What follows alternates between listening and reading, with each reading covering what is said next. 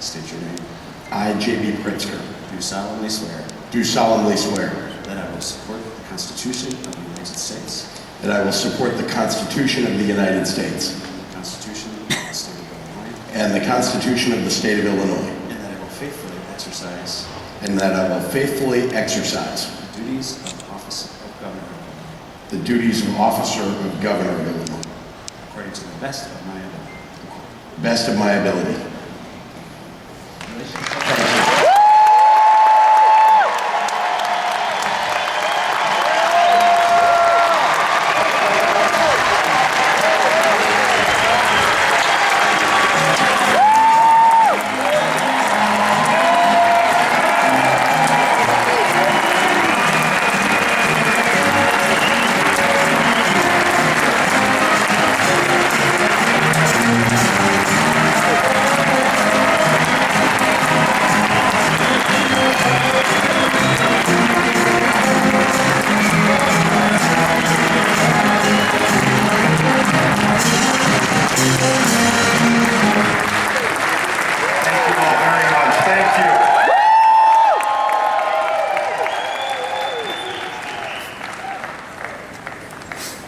I want to begin today by thanking my family.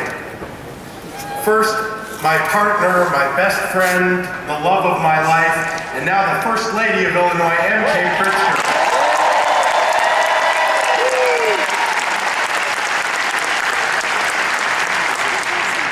My wonderful children, Teddy and Donnie, I love you more than life itself.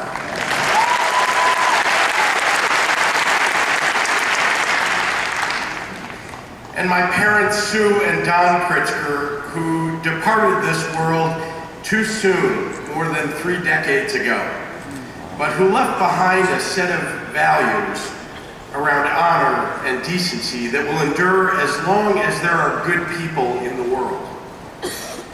And please join me in giving an ovation for my partner and your Lieutenant Governor, the incomparable Juliana Stratton.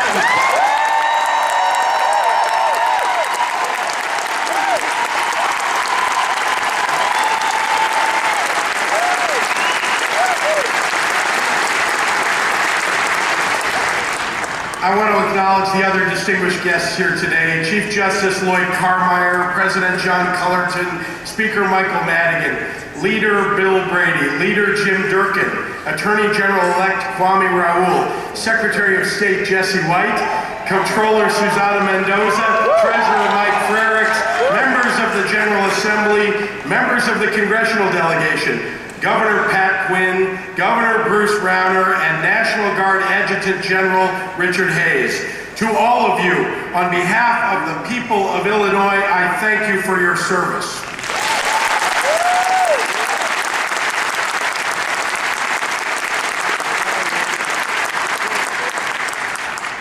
Ladies and gentlemen, for 200 years, Illinois has proudly stood as the beating heart of our republic. A place whose people have high hope and clear vision. This is where Lincoln found the mettle to grip a warring nation in both hands and hold us together. This is where Obama came to organize and to witness the courage that runs deep in our communities, in whom he found the fortitude to launch his bid to make history.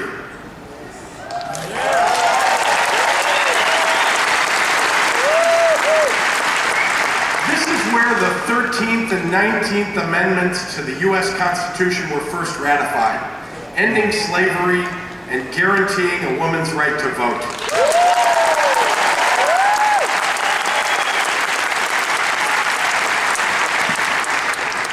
This is where, on the Sunday morning after the Great Chicago Fire, Reverend Robert Collier, pastor of the First Unitarian Church, an immigrant, an ardent anti-slavery abolitionist, and a women's suffrage advocate, stood amidst the broken ruins of his once grand church and brought hope and vision to his devastated congregation. His parishioners gathered around him, the sun peeking through gutted walls and splintered beams, an overturned column serving as his pulpit. His words that morning have survived the 148 years since. a testament to their power and truth. What is lost, he asked? First, our homes. Second, our businesses. But these are temporary.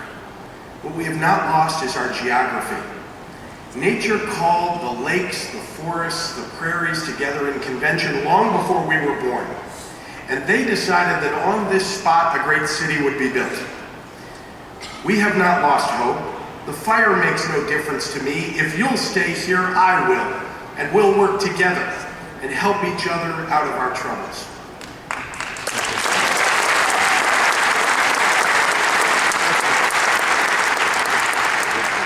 Since Reverend Collier's time, Americans have often had to gather in broken cathedrals, some of stone and glass, some of aspirations and promises, to reaffirm our faith to one another. We find ourselves at such a moment now. We contend every day with an economy that gives too little and takes too much, that allows passion and work ethic to be overwhelmed by student loans, unexpected health emergencies, and the rising cost of living. We want strong families, but we have yet to embrace more robust policies supporting paid parental leave and affordable childcare that will sustain them.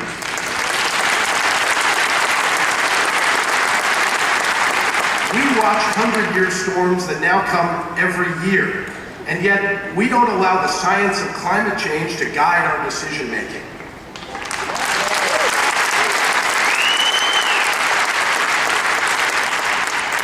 We fail to hold accountable leaders who sacrifice truth for personal gain, who substitute pageantry for patriotism.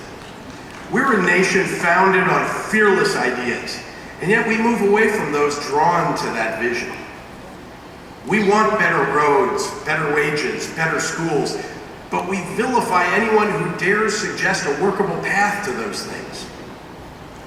We allow schools and movie theaters and hospitals and neighborhoods to become battlefields, legally accessible by the weapons of war. Our abdication of responsibility must end.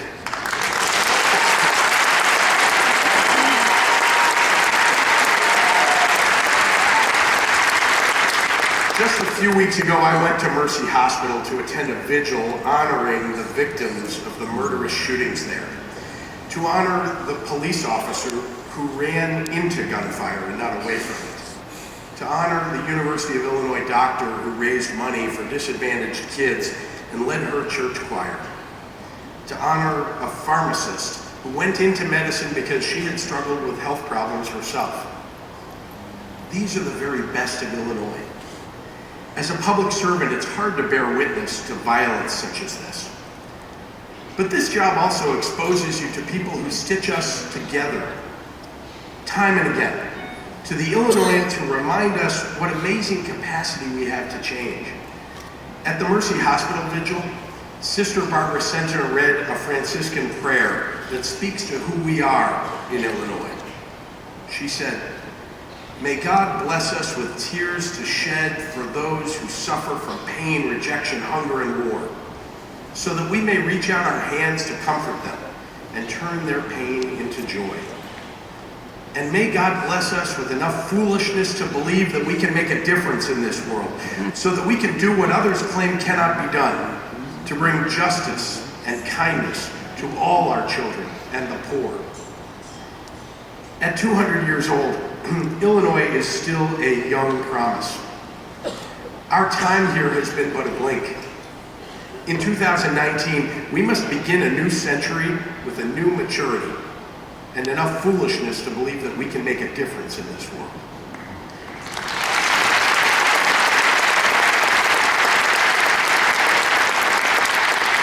That starts with leadership that abandons single-minded, arrogant notions.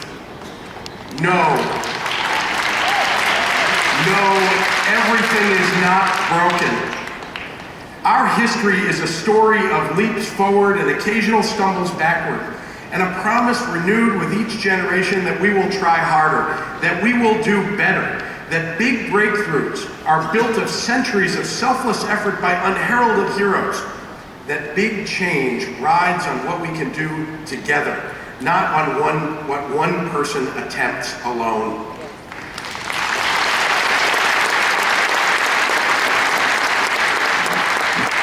Neighbors working side by side in Taylorville lost their homes and worldly possessions in the recent tornadoes. They know that what Reverend Collier said right after the Great Chicago Fire was right. We work together to help each other out of our troubles. So today, with all the challenges Illinois faces, Democrats and Republicans will work together, and we must begin with our most basic responsibilities.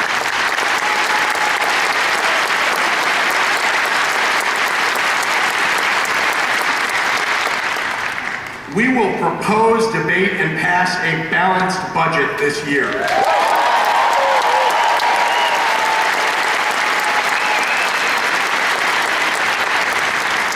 It won't be easy, but let's confront this challenge with honesty.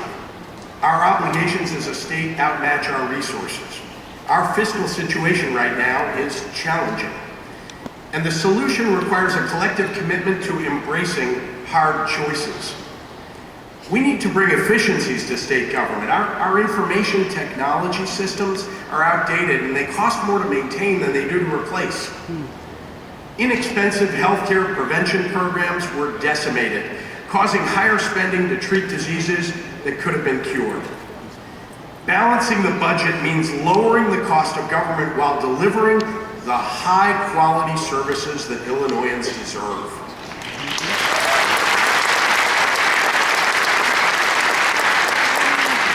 But be clear about this. I won't balance the budget on the backs of the starving, the sick, and the suffering.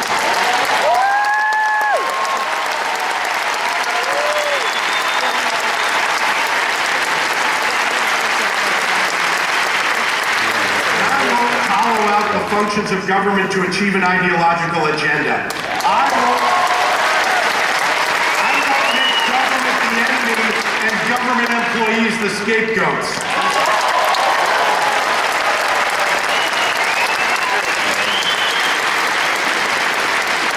Responsible fiscal management is a marriage of numbers and values, which is why it's time to start the earnest work of creating a fair tax system here in Illinois.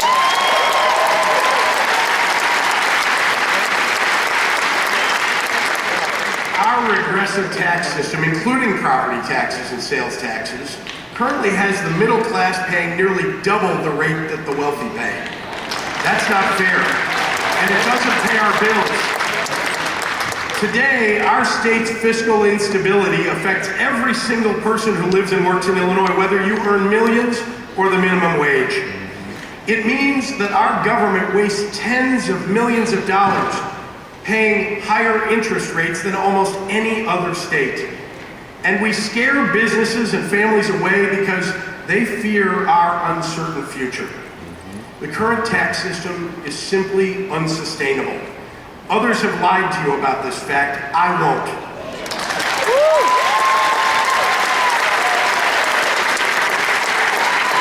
The future of Illinois depends on the passage of a fair income tax, which will bring us into the 21st century like most of our Midwestern neighbors and like the vast majority of the United States.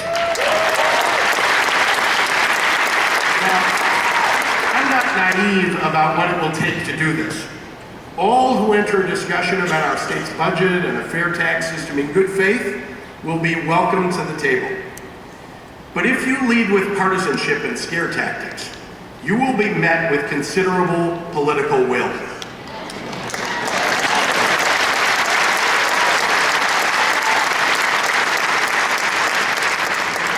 It's time to update and repair our state's aging infrastructure.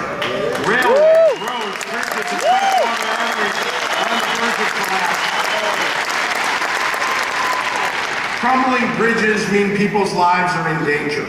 Deteriorating rail systems means goods and services take longer to deliver and they cost more. We are the nation's supply chain hub, and we must be built like it.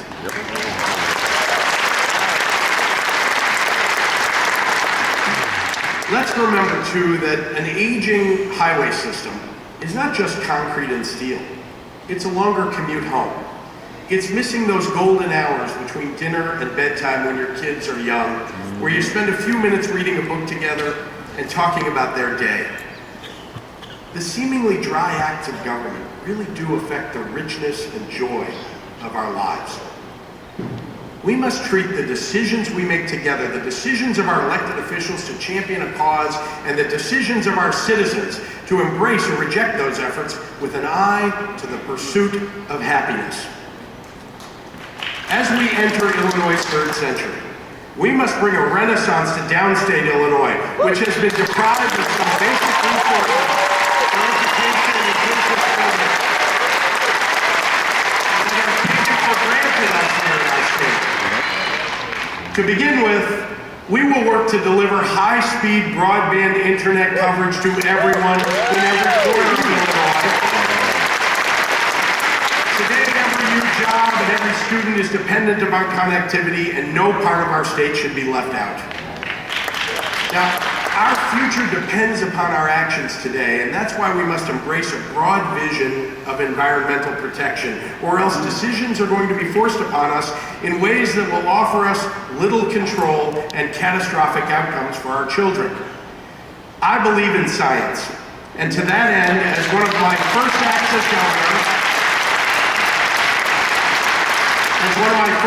as governor, Illinois will become a member of the U.S. Climate Alliance.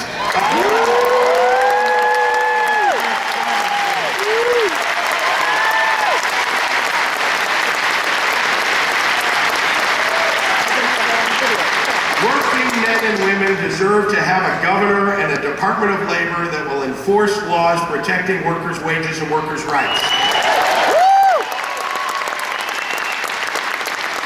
Deserve a $15 minimum wage. It's good for the working families of Illinois and good for our economy. As your governor, I will be committed to helping us become the fastest growing big state economy in the nation. I'll be our state's best chief marketing officer to attract jobs and businesses to Illinois. We'll bring capital and technical assistance and mentorship to help Illinoisans across our state to start and build new businesses and new jobs. Our economic success depends upon that. In the interest of keeping the public safe from harm, and in the interest of expanding true justice in our criminal justice system and advancing economic inclusion, I will work with the legislature to legalize, tax, and regulate the sale of recreational cannabis in Illinois.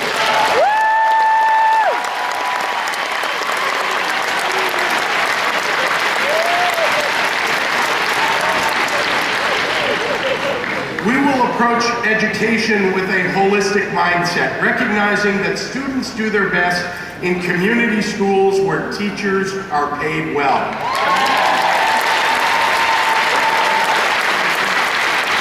Where kids start learning at the earliest ages. And our economy grows when vocational training, when community colleges and universities are strong.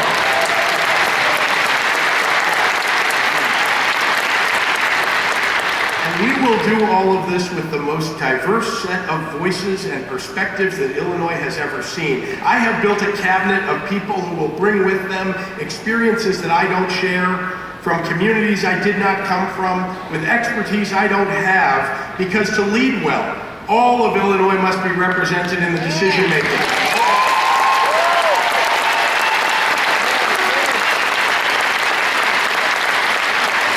And furthermore, I want all of the children of Illinois to see someone who looks like them in our government.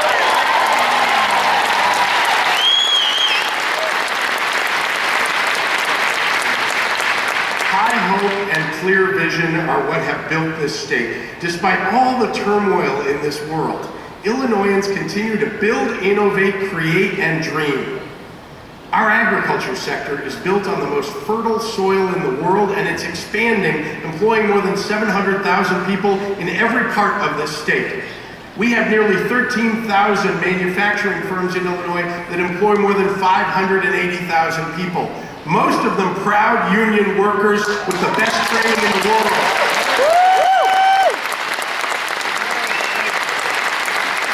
One out of 10 computer science degrees in the nation comes from Illinois' colleges and universities. Our entrepreneurs continue to be tireless dreamers. Whether it's Jamie Gladfelter creating a software development incubator in Galesburg, Jeremy Draper shaping glass in Peoria, Lena Kim creating custom jewelry in Evanston, or Leif Anderson still using his grandfather's original recipes to make and sell candy in Richmond. That's the Illinois that I see, one of possibility and promise. That's the Illinois that I know, one of whose people are fearless and audacious. And that's the vision I have for this state, another century of boundless opportunity. When your faith in this future flags, I urge you to remember Reverend Collier and his ruined church. How he was the vessel for his parishioners' burnt hopes. How he saw the natural beauty of Illinois and knew that nothing could steal that from them. I see the natural beauty of Illinois in our people. More than anything else, I see it in our capacity to be kind.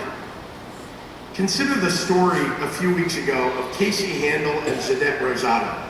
Casey and Zadette moved to Barrington last May, and they proudly flew a rainbow flag behind their home. And then someone snuck into their backyard and stole it, replacing it with an American flag. Ironic, because the thief doesn't understand that you rob the American flag of meaning when you steal a person's symbol of self-expression.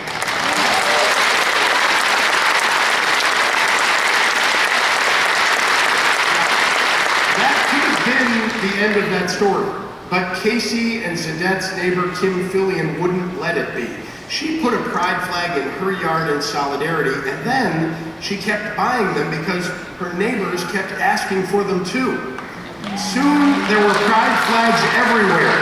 A place that hate had tried to fill was conquered by love instead.